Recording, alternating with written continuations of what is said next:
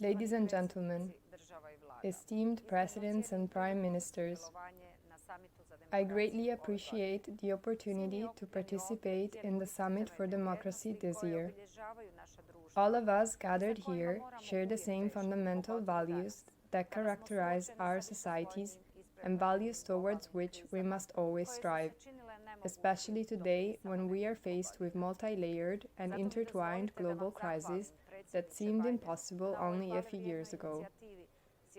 Therefore, allow me to thank you, President Biden, for this praiseworthy initiative of the United States, as well as the governments of Costa Rica, the Netherlands, the Republic of Korea, and the Republic of Zambia. This summit is an opportunity to reflect on the period behind us. The pandemic and Russia's unprovoked and unjustified aggression against Ukraine are the catalysts for slowed economic growth, double-digit inflation rates, and the deteriorating state of labor markets and food supply chains around the world.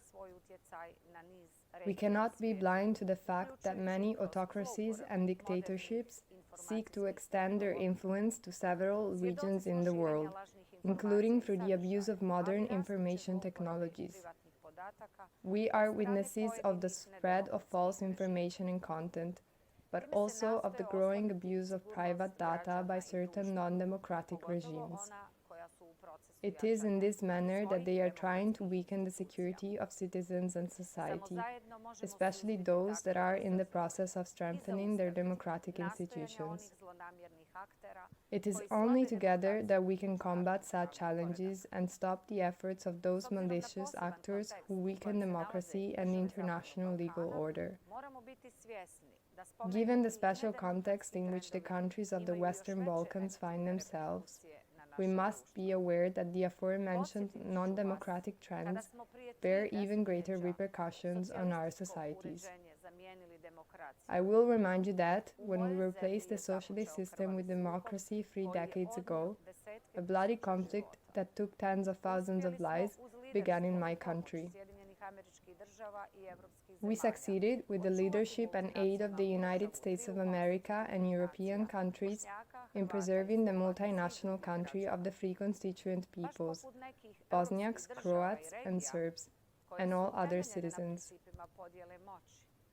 Much like some European countries and regions that are founded on the principles of power sharing, Bosnia and Herzegovina is a democratic country in which its 3 main peoples share power in the collective institutions of the country and entities, especially in the entity of the Federation of Bosnia and Herzegovina. National and ethnic affiliation, gender, language, and other identity differences must not be a reason for exclusion from key democratic and necessary transition processes. In the forthcoming period, Bosnia and Herzegovina will, in order to strengthen human rights, harmonize its internal legislation with the highest European standards of human rights and democracy. By that, I also mean the electoral legislation, which must reflect the division of power between the 3 constituent peoples, but also include all national minorities, Jews, Roma, and all other groups of citizens in accordance with the Dayton Peace Agreement, decisions of the European Court of Human Rights, and domestic courts. Ladies and gentlemen, I will propose, jointly with partners, fundamental reforms of the judicial system in the coming period, with which we will strengthen transparency, the rule of law, and the fight against crime, as well as the strongest possible strengthening of collective and individual human rights. Comprehensive economic reforms await us, including in the field of environmental protection, digitalization, and numerous infrastructure projects.